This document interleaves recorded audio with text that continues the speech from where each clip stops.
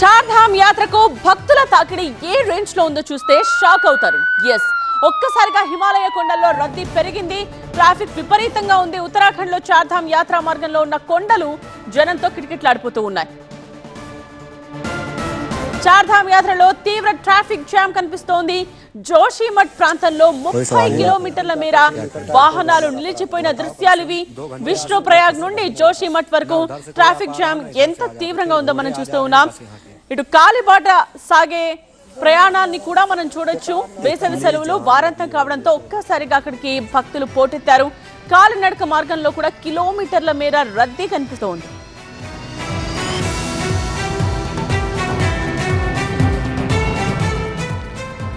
అసలే వేసవి సెలవులు కావడంతో ఆపై వీకెండ్ రావడంతో జనం టూరిస్ట్ స్పాట్స్ కు క్యూ కట్టారు. జోషిమఠ్ ప్రాంతంలో ఎక్కడ చూసినా వాహనాల క్యూ లైన్స్ కనిపిస్తున్నాయి. నిన్నటి నుండి ఇదే సీన్. వేల సంఖ్యలో వాహనాలు, అందులో జనం అవస్థలు పడుతున్నారు. సాధారణ ప్రాంతాలతో పోల్చితే కొండ ప్రాంతాల్లో రోడ్లు ఇరుగ్గానే ఉంటాయి. ఒక్కసారి అక్కడ ట్రాఫిక్ జామ్ అయితే యాత్రికుల అవస్థలు అన్నీ ఇన్ని కావు. ఇదే రద్దీలో పెట్రోల్, డీజిల్ ఖాళీ అయితే మళ్లీ ఇంధనం దొరకడం కూడా కష్టమే. ఈ పరిస్థితుల్లో చార్ధామ్ యాత్రలో ట్రాఫిక్ జామ్ ఇప్పుడు చుక్కలు చూపిస్తోంది. ఒక్క ఉత్తరాఖండ్ మాత్రమే కాదు, హిమాచల్ ప్రదేశ్లోనూ ఇలాంటి పరిస్థితులే కనిపిస్తున్నాయి. ఎక్కడ చూసినా వాహనాల రద్దీనే కనిపిస్తోంది. సుదీర్ఘమైన ట్రాఫిక్ జామ్లే ఉన్నాయి.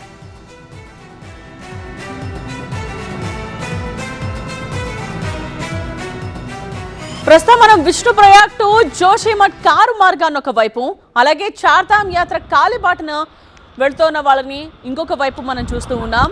అస్సలు మూమెంటే లేకుండా ఎలా ట్రాఫిక్ జామ్లో ఇరుక్కున్నాయో వాహనాలు చూడొచ్చు. సో జోషిమఠ్ ప్రాంతంలో అయితే 30 కిలోమీటర్ల మేర వాహనాలు నిలిచిపోయిన దృశ్యాలు ఇవి. ఇక ఇటు విష్ణు ప్రయాగ్ నుండి జోషిమఠ్ వరకు ట్రాఫిక్ జామ్ ఏ స్థాయిలో ఉందో చూస్తూ ఉన్నాం. సో వేసవి సెలవులు వారాంతం కావడంతో ఒక్కసారిగా అక్కడికి భక్తులు పోటెత్తారు. ఇటు కాలినడక మార్గంలో కూడా కిలోమీటర్ల మేర రద్దీ కనిపిస్తోంది.